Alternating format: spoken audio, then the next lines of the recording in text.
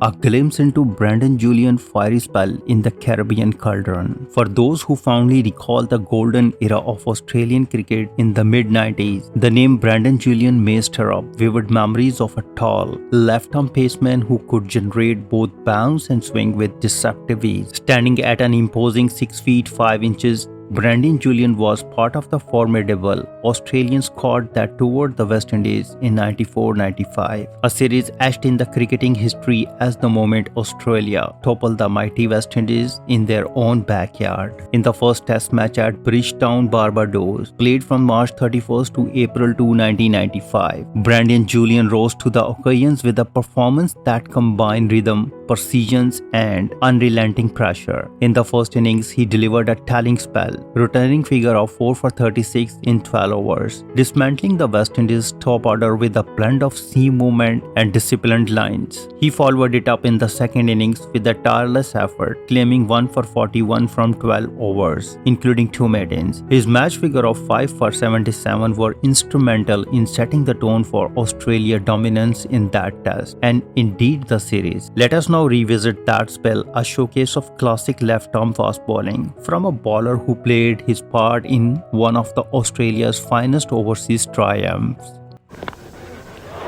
Gone, caught it for a slip, Williams goes, Brendon Julian strikes with his second delivery, and Australia have made an early breakthrough. Well, it's a lovely, well-pitched up ball, didn't do a lot, but he got it in the right area, it just tempted Williams. Really poor footwork, really. He never really got his foot too far forward. I've mentioned this before in the one-day matches. Williams does not move that front foot. He stays back, plays from the crease, and he just threw the bat at the ball, and full marks to Brendon Julian, and it's 1 for 1. So that's a disappointment for Williams, an early blow for Australia, and it will mean that Brian Lara Holt will have to come in a lot earlier than he would have wanted. Williams gone. Well, not a great shot. Look at that left foot of Williams. He really never got there before he played the shot. He's on the move. He really has some work to do on his square leg. You see, he's coming late, isn't he? Look at that left foot. He never really got there. It's actually coming after he played the shot. It's coming to the pitch of the ball instead of being there before he plays the shot. Yeah, nicely bowled. Lovely line. Tempting length. Get the back. Richardson has decided that he will come 1 above his advertised place in the order. In fact, he did state this yesterday when he was asked about the order that he would be flexible, and he has now decided, even though he was advertised at number 5, that in the circumstances he'll come at 4. Inexperienced openers.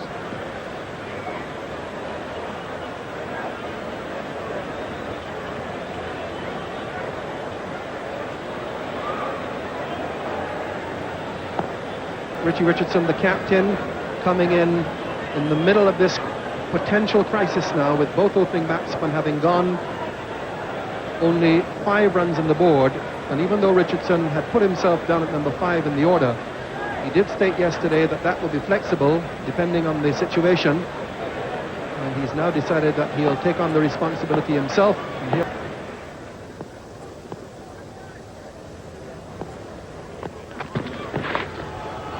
he's got him, got his 3rd wicket, well bowled, makes the breakthrough. Carl Hooper goes caught in the slips, and Julian gets his 3rd wicket, with the West Indies now losing their 4th wicket for 130.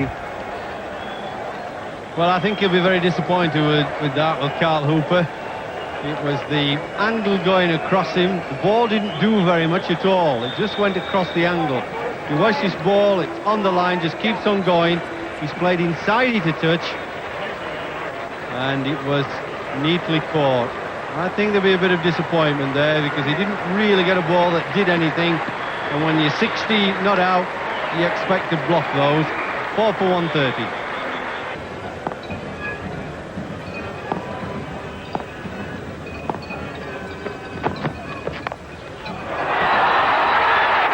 He's gone, I think, at the 3rd attempt.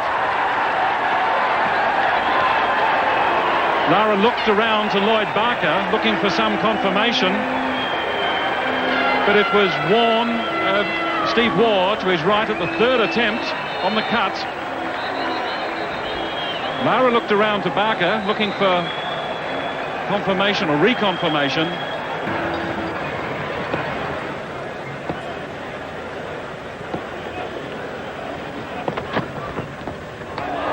Winston Benjamin playing. Well, Australia's certainly on top now with the dismissal of Brian Lara. Cut shot there by Brian Lara, going straight to Steve Waugh. It bounces out again. He grabs at it. There you see the ball near to his chest. It hits the ground, actually, and then he scoops it up. That's why Brian Lara was a bit doubtful. That ball definitely hit the ground. So I think Brian Lara was quite justified in looking behind him there.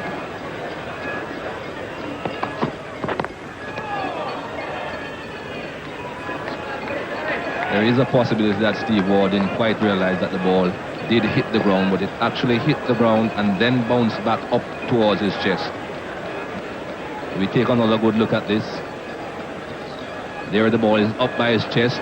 There it goes, hits the ground, then bounces up back by his chest. The left arm comes around. That ball definitely hit the ground. Steve Waugh perhaps did not quite realize it, but I think Brian... Bowler at just about fast medium, and Glenn McGrath, who is quite slippery. A nice high action. He's gone. Hooper has hit the catch to mid-off. The West Indies have lost their fourth wicket for 57 and are really in further trouble. That's good rewards for Brendon Julian, bowling just an impeccable line and length, and beating Hooper outside the off stump a couple of occasions. And there Hooper was determined to get bat on ball, he did so, but wasn't able to keep it on the ground. I think frustration got the better of him on that occasion. So he goes. Born in New Zealand but representing Australia with pride, Brendon Julian was a cricketer of immense potential. A tall and athletic left-arm fast bowler, Brendon Julian brought to the crease a natural flowing action and the ability to move the ball both ways. His height allowed him to extract bounce from even the most docile surfaces, and the natural angle he generated away from the right-handers made him a tricky proposition for any batsman. At his peak, Brendon Julian was more than just a bowler. He was also a powerful, clean striking batsman, capable of turning the tide of the match with his aggressive stroke play. His technique was uncomplicated, and when in rhythm, his timing was pure, a treat for the purest eyes. Brendon Julian's moment of cricketing glory came during Australia's historic 1995 tour of the West Indies, a series that signaled the end of the West Indies dominance and the rise of a new Australian era. In the first test at Bridgetown, Julian delivered his finest bowling performance in Test cricket. He claimed 4 for 36 in the first innings, a career best, and followed it up with 1 for 41 in the second, finishing the match figure of 5 for 77. His consistency, control, and ability to make crucial breakthroughs were pivotal in Australia's victory, a win that set the tone for one of the most celebrated overseas Test series triumphs. Though his Test career was brief, just 7 matches, yielding 15 wickets at an average of 39.93, Brendon Julian's contributions were meaningful. Beyond the Caribbean, many still recall his courageous vigil with the bat during the 1993 Trent Bridge Test, where he batted for over 2 hours under immense pressure to help salvage a draw for Australia. It was a display of grit and character that further underscored his value to the side. In an era rich with fast bowling talent, Brendon Julian may not have had a long run-up in the baggy green, but his moment of brilliance, particularly in Bridgetown, remained firmly etched in the memory of those who appreciate the finer chapter of Australian cricket history.